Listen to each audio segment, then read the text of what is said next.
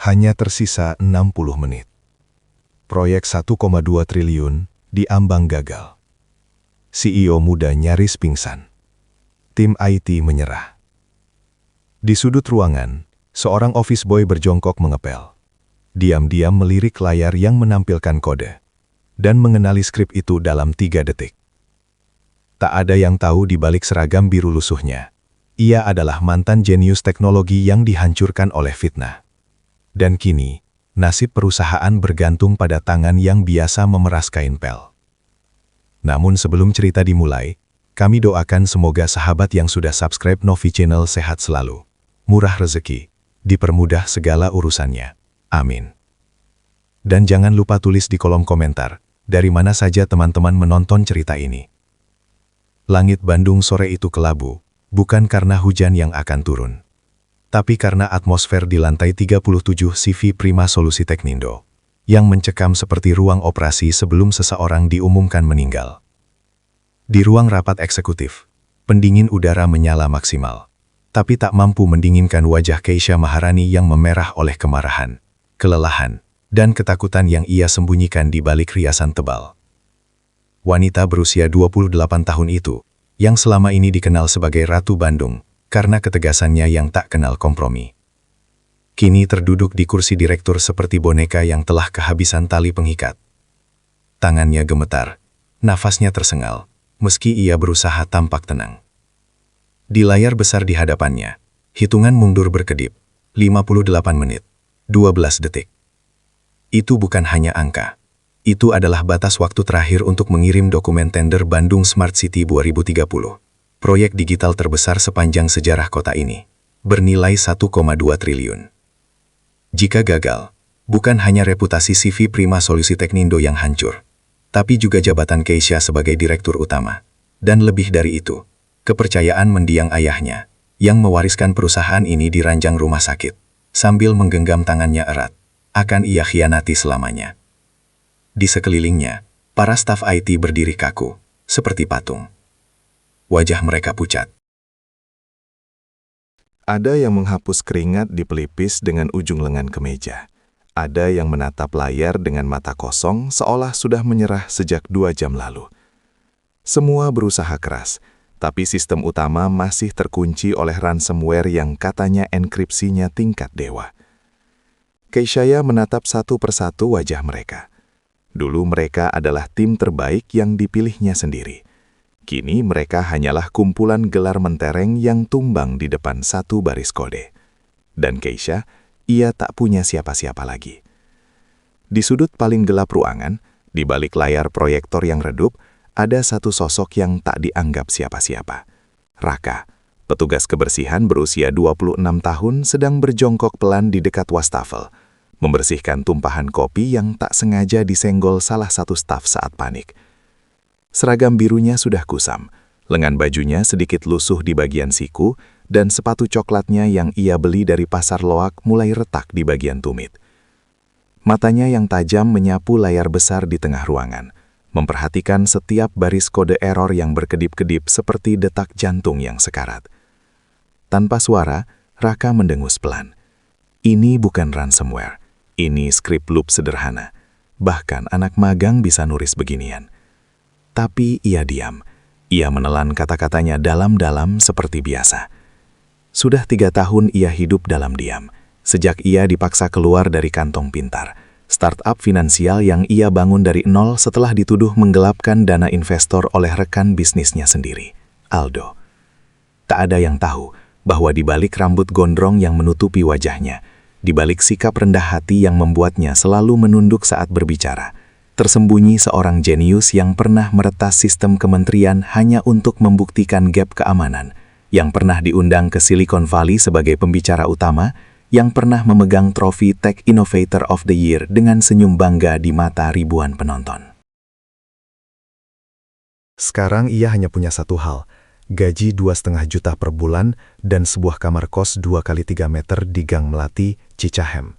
Tempat di mana ia tidur di atas kasur busa yang sudah kampis dengan suara tetangga berantem jadi pengantar tidur. Tasya tiba-tiba menghempaskan tangan ke meja, membuat semua orang terlonjak. Suaranya pecah seperti kaca yang retak dari ujung ke ujung.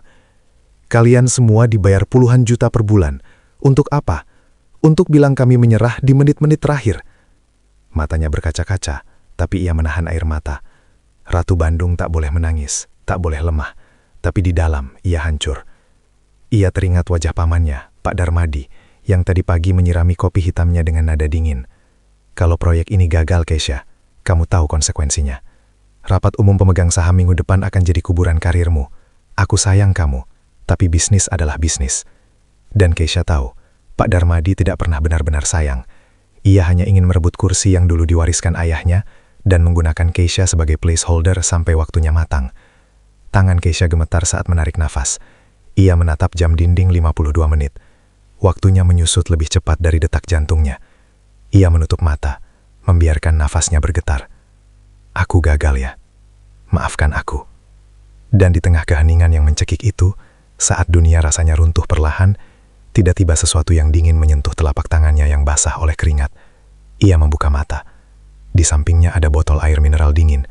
Tutupnya sudah dibuka, dan di sampingnya 3 lembar tisu kering yang rapi.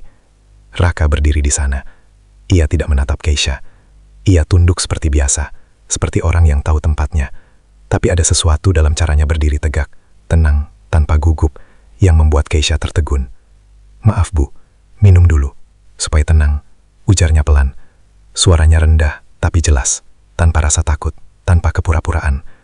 Ibu butuh tenaga kalau mau marah-marah lagi nanti. Keisha menatapnya. Dan untuk pertama kalinya dalam hidupnya, ia melihat manusia di balik seragam biru itu. Bukan office boy, bukan karyawan level bawah, tapi seseorang yang peduli.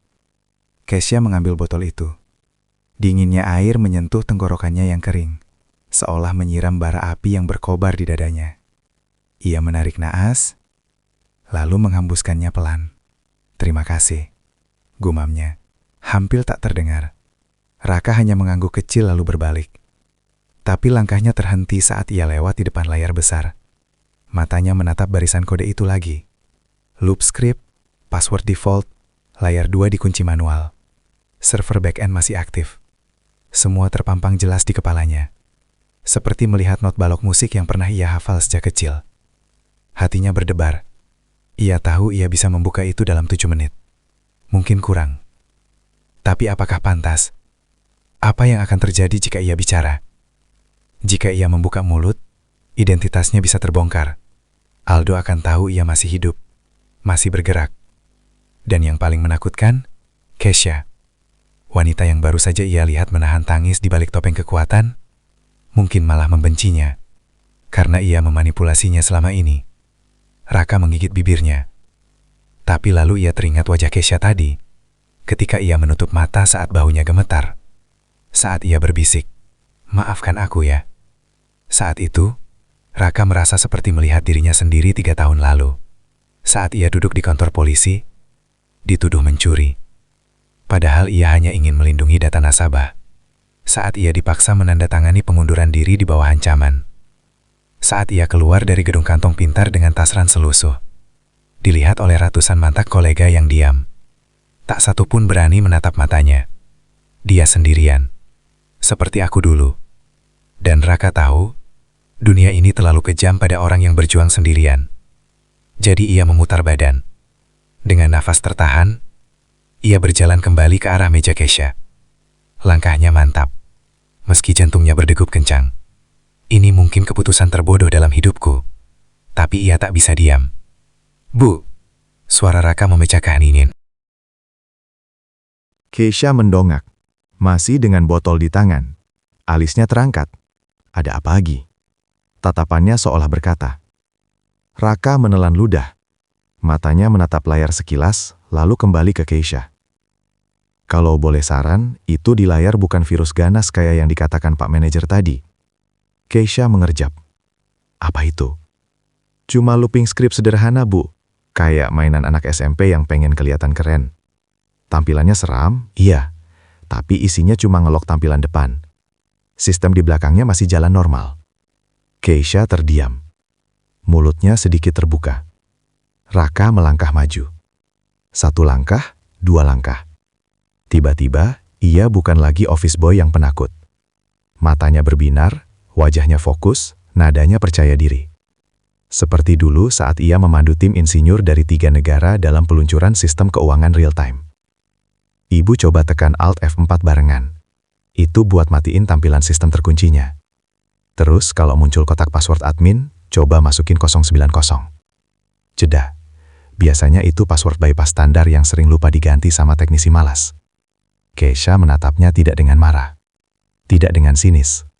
Tapi dengan rasa penasaran yang mendalam. Karena cara Raka bicara lancar, teknis, tanpa ragu. Seperti orang yang tidak hanya tahu, tapi hidup di dunia itu. Namun seakan sadar ia sudah kelepasan, Raka buru-buru menarik napas. Wajahnya kembali polos. Ia menggaruk kepala lalu tertawa canggung. Maksud saya pernah lihat di film hacker waktu nongkrong di pos satpam. Serius, Bu? Ia buru-buru menggapai ember pelnya. Permisi, Bu. Saya mau sikat toilet lantai 3 dulu. Ada tamu VIP katanya. Dan sebelum Keisha sempat berkata apa-apa, Raka sudah melesat keluar ruangan, hampir terpeleset di lantai yang dia sendiri yang pel tadi. Pintu tertutup. Diam. Keisha menatap layar, lalu menatap tangannya yang masih memegang botol air. Lalu ia tersenyum kecil. Bodoh atau jenius? Tapi apa ruginya mencoba? Dengan napas tertahan, ia meletakkan botol, lalu jari-jarinya melayang di atas keyboard. Alt F4. Tekan. Layar berkedip, dan tampilan merah itu lenyap. Muncul kotak dialog. Masukkan password admin darurat. Keisha menatap angka di kepala. 0909. Ia mengetik enter, dan sistem terbuka. Desktopnya muncul. Ikon-ikon filenya kembali.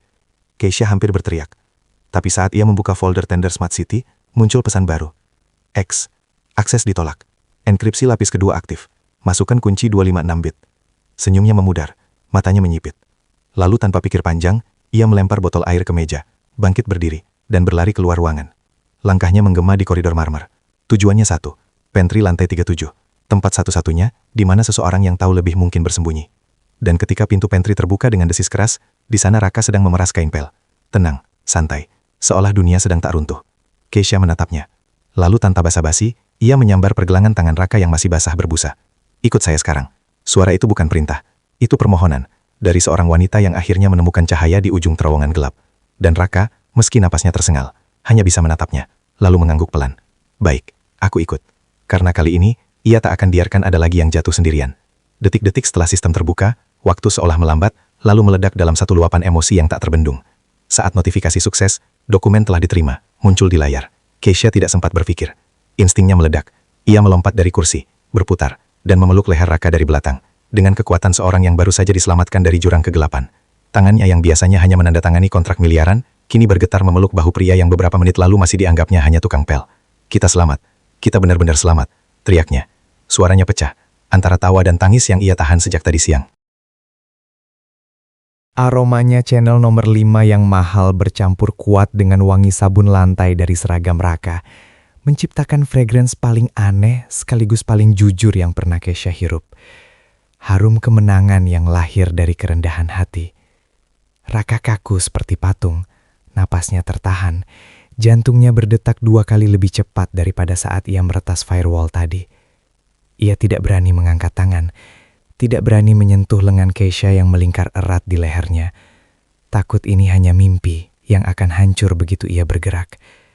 Dan ketika Keisha melepaskan pelukannya, wajahnya masih basah oleh air mata yang akhirnya jatuh tanpa malu. Ia buru-buru menarik napas panjang, mencoba memasang kembali topeng Ratu Bandung. Itu refleks, jangan digiler ya. Tapi Raka untuk pertama kalinya sejak 3 tahun lalu tidak membungkuk. Ia menatap Keisha, mata mereka bertemu, dan di dalam tatapan itu, Keisha melihat sesuatu yang membuat dadanya sesak. Bukan rasa takut, bukan rasa hormat palsu, tapi kelegaan. Seolah Raka juga baru saja diselamatkan oleh dirinya.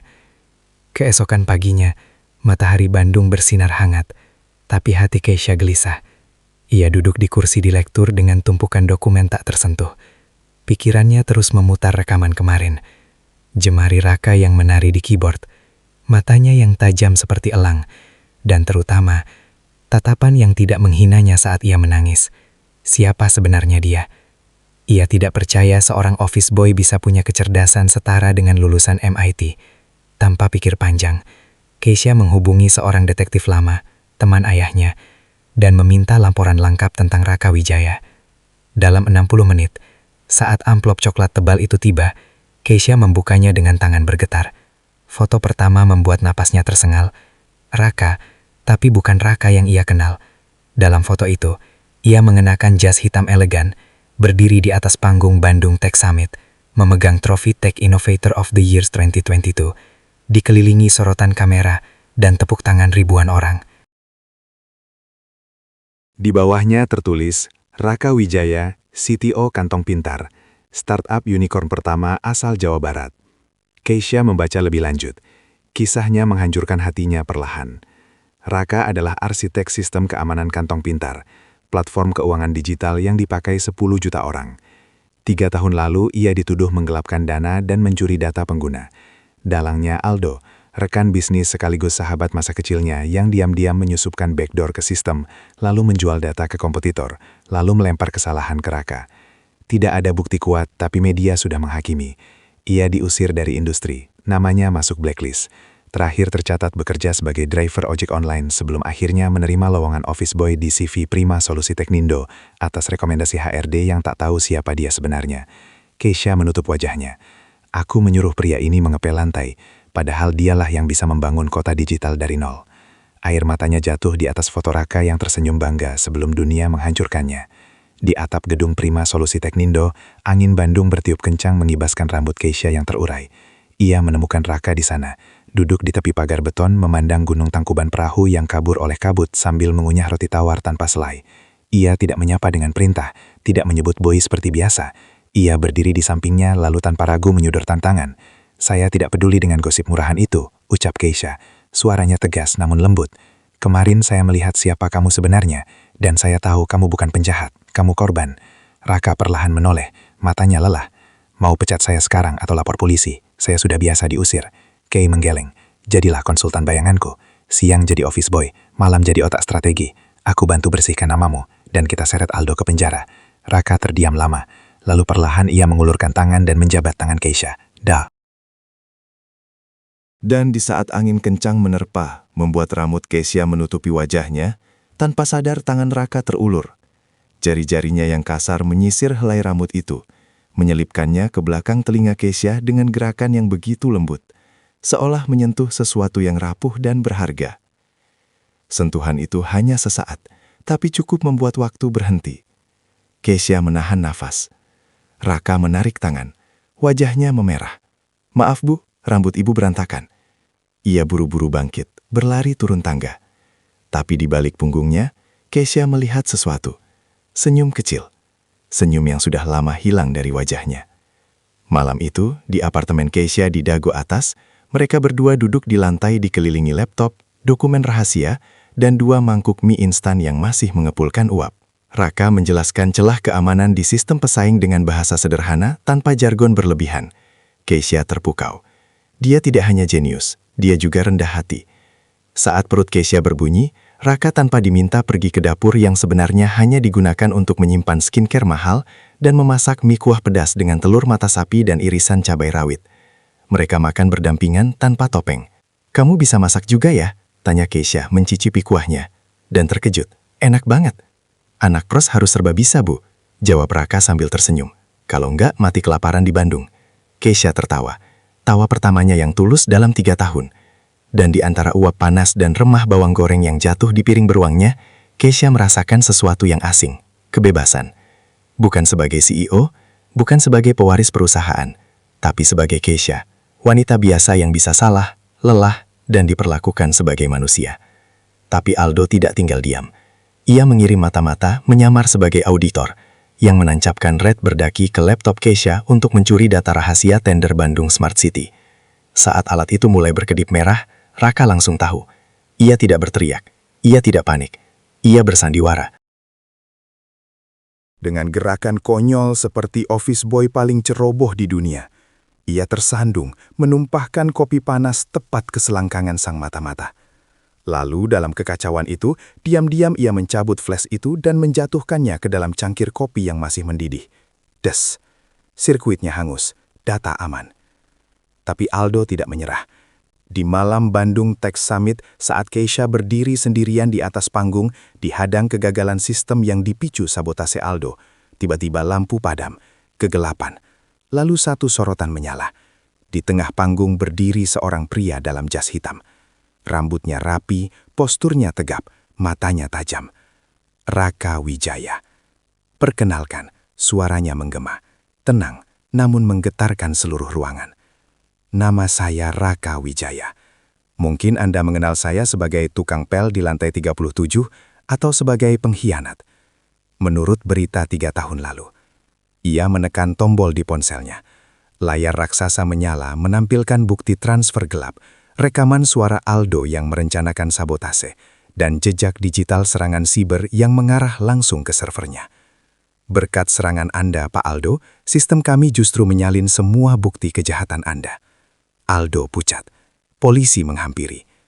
Dan di bawah sorotan lampu itu, di depan ribuan orang, Raka berbalik ke Keisha yang gemetar menahan tangis. Ia tidak bicara di mikrofon. Ia mendekat, lalu berbisik tepat di telinganya. Suara hanya untuk mereka berdua. Saya tidak menyelamatkan perusahaan ini, Bu Keisha. Saya menyelamatkan Anda. Karena untuk pertama kalinya dalam hidup saya, ada orang yang melihat saya bukan sebagai jenius, bukan sebagai penjahat, tapi sebagai manusia. Keisha tidak tahan. Ia menarik Raka dan di depan seluruh kota Bandung mencium pipinya lama dan hangat.